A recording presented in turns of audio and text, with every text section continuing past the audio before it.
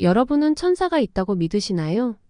천사는 순결하고 선량한 사람을 비유적으로 이루는 말이죠. 전 세상에 천사가 존재한다고 믿고 있습니다.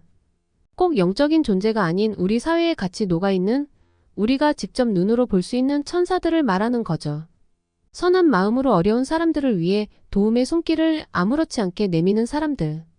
정작 본인들의 위험은 아랑곳하지 않고 위험한 순간에도 희생을 마다하지 않는 사람들. 또는 보이지 않는 곳에서 아무도 모르게 누군가를 지켜주는 사람들, 항상 남을 위해 헌신하는 사람들. 그런 사람들을 우리는 천사라고 부릅니다. 하지만 하늘은 우리에게 천사를 보내주지만 너무 일찍 하늘로 데려갑니다. 천사들은 우리에게 너무 많은 사랑과 감동을 주지만 정작 아무것도 받지 못하고 하늘로 가버리는 경우가 많죠. 우리에게 잘 알려진 천사들, 그리고 아무도 알지 못하고 혼자 조용히 생을 마감하는 천사들. 오늘의 사연은 아주 작고 예쁜 천사의 이야기입니다. 안녕하세요. 감동시작입니다. 저희는 해외 커뮤니티 레딧과 감동시작 공식 이메일로 제보받은 실제 사연을 바탕으로 재구성한 스토리를 전달해 드립니다. 구독과 좋아요, 알림 설정은 영상 제작에 큰 힘이 됩니다.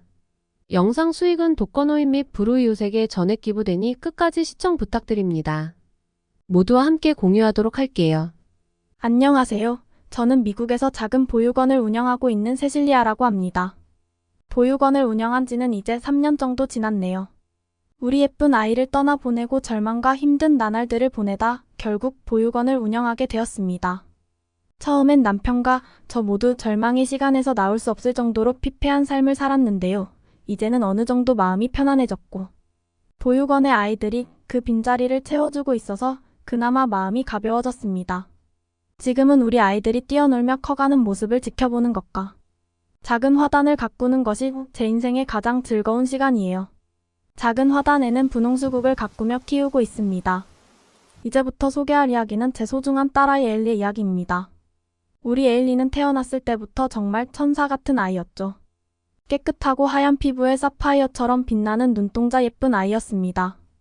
에일리는 그리스어로 빛이라는 뜻을 갖고 있었기에 우리 소중한 첫 딸 아이의 이름을 에일리라고 불렀습니다. 우리 부부는 결혼한 지 조금 오래되었지만 아이가 생기지 않아 거의 포기한 상태였죠. 그나마 다행인 건 금술이 좋았기 때문에 나름 재미있게 살아가고 있었습니다. 하지만 마음속에는 항상 아이를 원하고 있었죠. 그러던 와중에 우리 부부는 소중한 에일리를 갖게 되어 행복한 나날들을 보낼 수 있었습니다. 우리는 늦게 아이를 가진 만큼 더욱더 세심하고 소중하게 아이를 키워나갔습니다. 처음에는 초보 엄마 아빠였기에 실수도 많았지만 그것마저도 행복할 만큼 집안의 웃음소리가 끊이지 않았죠. 그러면서 느끼는 것도 정말 많았습니다. 그전에는 느끼지 못했던 감정들과 느끼지 못했던 또 다른 행복들이 찾아왔죠. 우리 부모님이 나를 어떻게 어떠한 심정으로 낳고 길러주었는지 부모가 되어서 느끼게 되었습니다. 첫 뒤집기를 하던 날, 처음으로 일어나던 날, 처음으로 걷던 날 아직도 제 눈에 선한데요. 조금 커서 유치원에 다니던 아이는 얼마나 짓궂었는지. 여자아이임에도 불구하고 매일같이 넘어져서 무릎이 다쳐서 집에 돌아왔죠. 씩씩하고 예쁜 아이였습니다. 하지만 우리 집의 행복은 그리 오래가지 않았습니다. 어느 순간부터 우리 에일리는 머리가 아프다고 했죠. 엄마 밤새 머리가 너무 아팠어요. 유치원은 다음에 가야 할 것 같아요. 조금만 더 자고 일어날게요. 우리 부부는 사실 대수롭지 않게 생각했습니다. 처음엔 그저 아이가 유치원에 가기 싫어서 꾀병을 부린다고만 생각했죠. 그날 이후부터 에일리는 자주 머리가 아프다고 했습니다. 우리 부부는 집에 두통약을 사다 놓고는 머리가 아프다고 할 때마다 약을 주었죠. 하지만 에일리의 두통은 나아질 기미가 보이지 않았습니다. 우리 부부는 에일리와 같이 병원에 가보기로 했어요. 이때까지도 우리 부부는 별다른 걱정이 없었습니다. 에일리는 병원에 가는 차 안에서도 신이 나서 놀았기 때문이죠. 병원은 꽤나 멀리 있었습니다. 차 타고 2시간 정도는 나가야지만 그래도 좀 큰 병원에 갈 수 있었어요. 병원에 도착한 우리 가족은 진료를 기다리고 있었고 그날이 제 인생의 마지막 행복한 날이었던 것 같습니다. 우리 가족에게 먹구름이 끼기 시작했고 의사의 말 한마디 한마디는 천둥이 치는 것 같았죠. 의사는 이렇게 말했습니다. 중병의 신호 같습니다. 조금 더 큰 병원으로 옮겨서 더 자세히 진료를 봐야 할 것 같아요. 지금이라도 빨리 큰 병원에 가보시는 걸 추천드립니다. 제가 의사소견서를 써드릴 테니 큰 병원으로 가보세요. 의사가 그렇게 말하니 갑자기 심장이 쿵 떨어지는 느낌이더군요. 그때부터 저희는 조금씩 심각성을 인지했던 것 같습니다. 남편의 얼굴은 그날부터 잿빛으로 바뀌어 돌아올 생각이 없었습니다. 얼굴에 미소는 없었죠. 아이를 볼 때는 미소 지었지만 고개를 돌리는 순간에는 죽어있는 듯한 얼굴이었습니다. 아마 제 얼굴도 마찬가지였을 거예요. 우리는 바로 큰 병원으로 가보았고 큰 병원에서의 검사가 끝났을 때는 이미 늦었습니다. 우리의 사랑스러운 에일리는 뇌종양 판정을 받게 되었어요. 아이도 저희도 처음엔 받아들여지지가 않더라고요. 에일리는 한순간에 시한부 인생을 살게 된 거니까요. 의사가 말하기를 뇌종양은 초기 증상이 없어서 발견하기가 어렵습니다. 혹시 아이가 머리가 아프다는 얘기를 한 적이 있나요? 안타깝게도 악성 뇌종양이며 진행 속도가 높습니다. 방사선 치료나 항암 제치료 등 잘 반응하는 종류로 적극적인 치료를 한다면 성인에 비해 생존 확률이 조금은 높을 수 있습니다. 생존 확률이 조금 높을 수 있다는 거지 완벽한 치료가 가능하다는 건 아닙니다. 지금 할 수 있는 방법으로서는 이게 최선입니다. 저희는 그저 작은 희망을 잡을 수밖에 없었습니다. 할 수 있는 모든 건 다 해서라도 우리 에일리를 살리고 싶었죠. 우리 에일리는 너무 착하고 한없이 예쁜 아이였으니까요. 전 눈물이 앞을 가려 제대로 쳐다보지도 서 있지도 못했습니다. 이런 저에게 에일리는 오히려 위로를 해주더군요. 엄마 울지마 난 안 아파 괜찮아. 엄마가 울면 내가 눈물 나잖아. 이제 그만 울어. 엄마가 우는 게 내 마음이 더 아파. 힘든 치료를 받으면서 자신의 앞날이 얼마 남지 않았다는 사실을 알고 있음에도 투덜대지 않고 늘 밝게 웃어주는 아이였었죠. 에일리가 저렇게 버텨주었기에 우리 부부는 무너지지 않을 수 있었습니다. 전 에일리를 돌봤고 남편은 수술에 필요한 돈을 마련하기 시작했습니다. 다들 아시다시피 미국은 병원비가 엄청나게 비싸죠. 간단한 진료 비용조차도 몇백만 원에서 수천만 원씩은 기본으로 나왔기 때문에 큰 수술을 앞둔 우리로서는 감당하기가 쉽지 않았습니다. 결국 우리 부부는 집을 팔기로 결정했죠. 남편은 곧 바로 다니던 직장을 그만두고는 화물차를 빌려 화물일을 시작했습니다. 화물차에서 자고 먹으면서 생활을 시작한 것이죠. 그렇게 우린 아주 작은 희망을 붙잡고 이루어지길 희망하며 하루하루를 버텨나갔습니다. 수술 날이 가까워질 때쯤 의사가 저를 불렀어요. 악성 뇌종양이라 수술이 힘들 것 같습니다. 수술을 한다고 해도 아이가 버티지 못할 것입니다. 선생님 그래도 수술은 해야 합니다. 어떻게든 우리 에일리를 살려야죠. 부탁드립니다. 제발 부탁드립니다, 선생님. 우선 수술비 자체도 몇십억 이상은 생각하셔야 합니다. 마음의 준비를 하시는 게 좋을 것 같아요. 이런 말밖에 할 수 없어서 유감입니다. 얼마가 들어도 상관없습니다. 내 아이를 살리는데 돈이 얼마가 들어도 상관없습니다. 수술만 해주세요. 부탁드립니다. 병원에서는 말도 안 되는 수술비를 이야기했습니다. 뭔가 이상했어요. 턱도 없는 수술비를 부르고 저희를 쫓아내려는 것처럼 보였죠. 그럼에도 수술은 해야 했기에 저희는 끈질기게 매달렸습니다. 다행히도 병원 측에서 수술 날짜를 다시 잡아주었죠. 하지만 그들은 또다시 수술을 거부했습니다. 그것도 수술 며칠 전의 말이죠. 저희는 이해가 가지 않아서 병원에 따졌습니다. 병원에서는 생명의 위험이 크기 때문에 병원에서는 감당하지 못할 것 같습니다. 죄송합니다. 다른 병원을 알아봐 주세요. 절망의 시간만 길어지고 있었습니다. 내 가슴은 시커멓게 죽어가고 있었죠. 세상은 왜 우리에게 이런 시련을 주는지 우리 부부는 버틸 수 없는 지경에 이르렀습니다. 남편과 전 최악의 순간 안 좋은 생각까지 하게 되었죠. 좌절과 절망에 빠져 헤어나오지 못하고 있었어요. 그러던 와중이었습니다. 남편의 핸드폰이 울리기 시작했습니다. 에일리가 수술할 수 있는 병원을 찾아서 바로 한국으로 넘어와야 해. 한국에서 치료한다면 병원비도 더 저렴하고 더 좋은 기술로 꼼꼼하게 수술을 받을 수 있을 거야. 내가 도와줄 테니까 걱정하지 말고 한국으로 와. 제 남편의 지인이 한국인이었는데 그는 에일리가 수술할 수 있는 병원을 알아봐 주었습니다. 하늘이 우리를 돌봐주는지 꽉 막혔던 가슴이 뚫린 기분이었죠. 우린 서둘렀습니다. 1분 1초가 소중하고 급한 상황이었기 때문이죠. 마치 무언가에 홀리듯 우리는 곧장 짐을 싸서 한국으로 떠나게 되었습니다. 무슨 생각이었는지 무슨 배짱이었는지 우린 아무것도 따지지 않고 한국의 하늘로 날아올랐죠. 한국에 도착하자 남편의 친구가 모든 걸 준비해 놓았습니다. 우리는 친구가 소개해준 병원으로 바로 이동했죠. 이것저것 진료와 검사를 한국인 친구가 도와줬습니다. 남편에게 물어보니 젊었을 적 미국에 여행 온 한국인 친구가 지갑과 가방을 전부 강도한테 빼앗긴 걸 도와주었다고 했죠. 그 한국인 친구는 한국의 의사라고 했습니다. 전문 분야가 달라 에일리를 치료해주고 수술해줄 수는 없지만 도와줄 수는 있다며 자신만 믿으라고 했죠. 입원해 있는 동안 에일리는 많이 좋아진 모습을 보였습니다.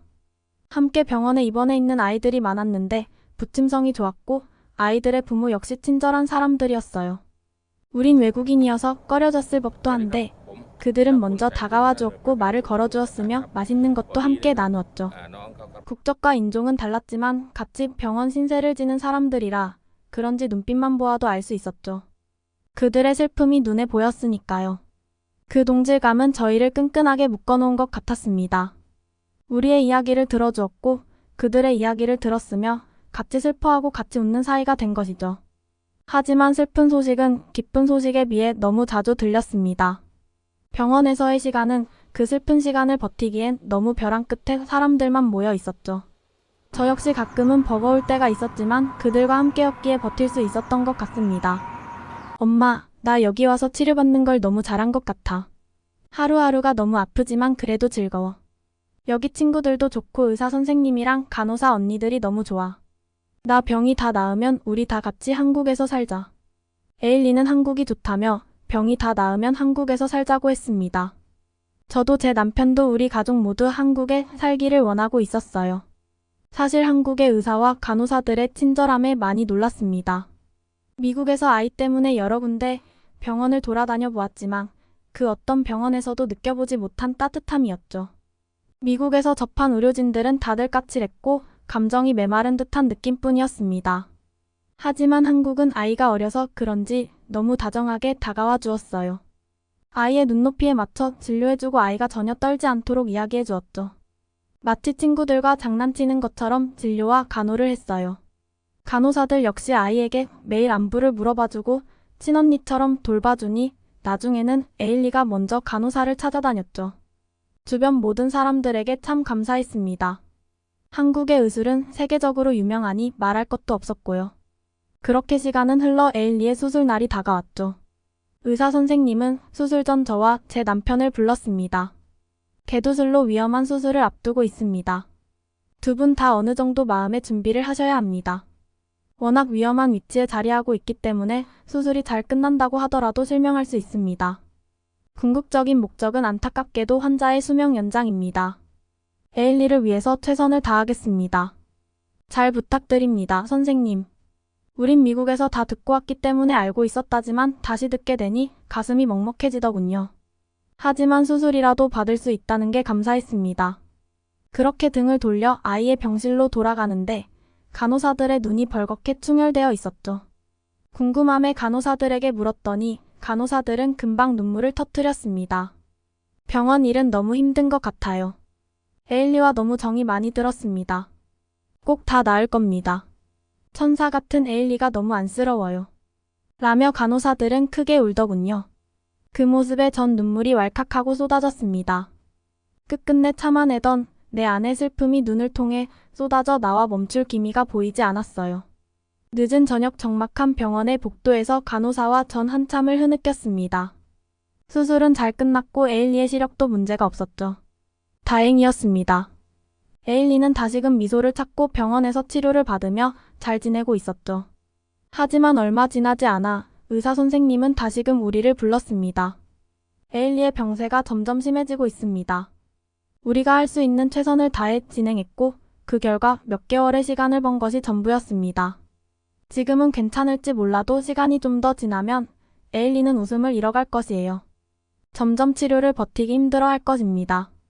힘드시겠지만 에일리와 헤어질 마음의 준비를 하셔야 합니다. 더 이상 무언가를 해주지 못해 너무 죄송합니다. 청천벽력 같은 소리였습니다. 마음의 준비는 미국에서부터 해오고 있었지만 가슴이 미어지는 건 어쩔 수 없는 일이었죠. 에일리의 병실로 돌아가는 복도는 한없이 길게만 느껴졌습니다. 아이를 만나면 어떤 얼굴로 아이를 바라봐야 할지 무슨 말을 해야 할지 도무지 모르겠더라고요. 하염없이 눈물은 흘러나오고 있었죠. 그렇게 에일리와의 마지막이 점점 다가오던 어느 날이었습니다. 갑자기 아이가 제게 할 말이 있다며 눈치를 보며 조심스럽게 말을 하기 시작했습니다. 엄마, 나 할 말이 있는데요. 장기 기증을 하고 싶어요. 이제 얼마 남지 않았는데 세상에 좋은 일을 하고 싶어요. 기증자가 없어서 세상을 떠날 수밖에 없는 사람들에게 새 생명을 주고 싶어요. 허락해 주세요. 내 마지막 소원이에요. 처음엔 화가 났고 아이를 이해할 수 없었고 기특했지만 너무 미웠죠. 만감이 교차한다는 말이 딱 이 말인가 싶더라고요. 도대체 장기 기증이 뭔지 얘는 하고서 하는 얘기인가 싶기도 했습니다. 하지만 아이는 이미 의사 선생님과 이야기를 나눴는지 모든 걸 이해하고 있었죠. 좋은 일을 하고 떠나고 싶다는 아이의 생각은 확고했습니다. 어려서부터 누군가에게 나누어주고 베풀어주는 것을 워낙에 좋아하던 아이였죠. 사실 병원에 있으면서 같이 생활하며 지낸 병원의 환자 가족들이 우리의 생각을 바꾸게 했죠. 너무 좋은 사람들이 병으로 아파하며 힘들어하는 모습. 그 모습을 지켜보며 마음에 병이 생기는 가족들이 나와 우리 가족을 보는 것 같았기 때문이죠. 우리도 그들에게 진심으로 다가갔지만 그들이 저희에게 진심이라는 걸 온 힘을 다해 느낄 수 있었어요. 시간이 흘러 에일리는 점점 생기를 잃어가기 시작했습니다. 얼굴에는 미소가 사라졌고 점점 무표정으로 창밖을 바라보는 시간이 늘어갔어요. 어두워만 가는 아이의 얼굴을 보고만 있을 수 없었죠. 결국 우리 부부는 에일리의 장기 기증을 허락했습니다. 허락이 떨어지자 에일리의 얼굴에는 오래간만에 미소가 걸려 있었죠. 전 터져나오는 울음을 꾹꾹 눌러 담았습니다. 결국은 아이를 떠나 보내주어야만 하는 날이 오게 되었어요. 하늘도 슬퍼했는지 비가 내리기 시작했습니다. 많이 힘들었죠. 남편도 저도 막상 아이가 떠나게 되니 밀려오는 슬픔을 막을 방법이 없었습니다. 아이의 뇌사 상태 이후 기증을 하러 가기 전 시간이었어요. 그들은 저희에게 아이와 마지막 인사를 할 짧은 시간을 주었죠. 15살 내 인생의 가장 소중한 딸 아이를 보내며 마지막 인사를 했습니다. 아직도 미소 짓는 얼굴이 떠나가질 않았고 내 손을 꼭 잡던 두 손은 따뜻할 것만 같았죠. 지금이라도 당장 일어나서 모든 게 장난이었다고 몰래카메라였다며 웃으며 안아주는 걸 많이도 바랬습니다. 하지만 무심하게도 기적은 일어나지 않았죠. 알고 있었지만 너무나 간절했기에 아이를 보내기 싫었어요. 그때 그 분위기와 공기, 온도까지도 아직도 잊을 수가 없습니다. 그러는 동안 모두가 고개를 숙인 채 묵념을 하였고 아이가 수술실로 들어가기 전 모든 의료진들이 다 같이 침대 위에 있는 아이에게 고개를 숙이면서 감사의 인사를 하는 모습이 보였습니다. 그들의 마지막 배려와 예우가 고마웠고 아이가 떠나는 길에 훌륭한 사람들이 함께해서 다행이라는 생각이 들었죠. 그리고 진짜 아이와 마지막이라는 생각에 하염없이 눈물만 흘렀던 것 같습니다. 시간이 흘러 우리는 마지막으로 병실을 정리하고 있었죠. 아이의 흔적을 하나둘 차곡차곡 가방에 정리하고 있을 때였습니다. 적막한 병실 안에 노후 소리가 들려오기 시작했습니다. 뒤이어 문이 열리는 소리에 전뒤를 돌아보았죠. 그곳에 처음 보는 낯선 사람이 서 있었습니다. 손에는 작은 꽃다발을 들고서 말이죠. 우리는 서로 아무 말 없이 서로의 눈만 바라보고 있었죠. 전 단번에 그녀가 누구인지 알 것 같았어요. 그녀는 에일리가 남긴 새 생명의 부모였습니다. 바로 에일리가 기증한 장기의 수여자 부모였죠. 전 차오르는 눈물을 감출 수가 없었습니다. 그녀에게서 눈을 뗄 수가 없었기 때문이죠. 그녀도 마찬가지인 듯 떨어져 내리는 눈물을 닦을 생각도 없이 제 눈만을 바라보고 있었습니다. 그리고 그 수여자의 부모는 아주 조심스럽게 제게 이렇게 말했습니다. 기증해주셔서 아이가 이렇게 새 삶을 살 수 있었습니다. 유가족분들은 아직까지도 힘드실 텐데 어려운 결정 주셔서 너무 감사하다는 말씀. 이 자리를 비록 꼭 말씀드리고 싶습니다. 누구에게는 너무나 소중한 분을 잃었을 유가족분들을 생각하면 너무 죄송한 마음입니다. 당신의 아이는 이 세상에 새 생명을 나눠준 천사입니다. 당신의 천사는 이제 하늘에서 우리를 또 돌봐줄 겁니다. 당신과 당신의 아이에게 너무 감사합니다. 우린 한참을 부둥켜 안고서 울었습니다. 그녀는 아이를 홀로 키우고 있는 싱글맘이라고 했어요. 기증자가 나타나지 않아 거의 포기하고 있었다고 했습니다. 그녀도 참 저만큼이나 힘든 사투를 벌인 것 같아 보였어요. 그리고 그녀가 이어서 꽃다발을 내밀었습니다. 그곳엔 분홍색 수국이 가득했는데 수국의 꽃말을 듣자마자 아이처럼 눈물이 나더군요. 분홍색 수국의 꽃말은 바로 소녀의 꿈이었습니다. 저는 아이를 보내고 평생을 우울하게 보낼 줄 알았는데 이상하게 그녀의 말에서 힘을 얻었어요. 그리고 미국으로 돌아와 생전 관심도 없던 보육원을 운영하게 되었습니다.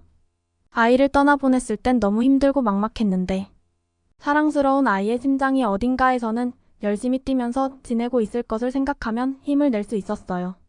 그리고 우리 천사 에일리에게 배워서 보육원을 운영하면서 아이들을 훌륭하게 키워내고 싶기도 했죠.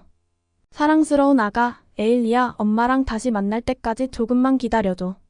엄마가 너를 많이 사랑한단다. 어떻게 보셨나요? 한국인을 위해 장기기증을 선택한 소녀 에일리와 그 어머니의 사연이었습니다. 사연을 전해 듣고 영상을 준비하는 저 또한 많은 감동을 받은 사연이었습니다. 이제 여러분은 천사가 있다고 한다면 믿으시겠죠? 세상에 천사가 있다면 에일리 같은 모습일 것입니다. 안타깝게도 에일리는 세상을 떠났지만 많은 한국인들은 천사 에일리 양을 영원히 기억할 것입니다. 어떻게 들으셨나요? 천사가 되어 하늘로 간 에일리 양과 그의 어머니. 세실리아를 위해 응원과 위로의 말을 남겨주실 분은 댓글로 남겨주시면 전달해 드리겠습니다. 저희 감동시작은 실제 사연 제보를 받고 있습니다. 채택되신 분께는 선물도 드리고 있습니다. 저희의 사연이 여러분의 하루에 작은 힘이 될 수 있었으면 좋겠습니다. 지금까지 특별한 한국의 이야기를 전해드리는 감동시작이었습니다. 구독과 좋아요를 눌러주시면 영상 제작에 큰 힘이 됩니다. 감동적인 사연을 주변 사람들에게 공유하고 함께 이야기 나눠보세요. 끝까지 시청해주셔서 감사합니다. 더욱더 좋은 영상으로 찾아뵙겠습니다.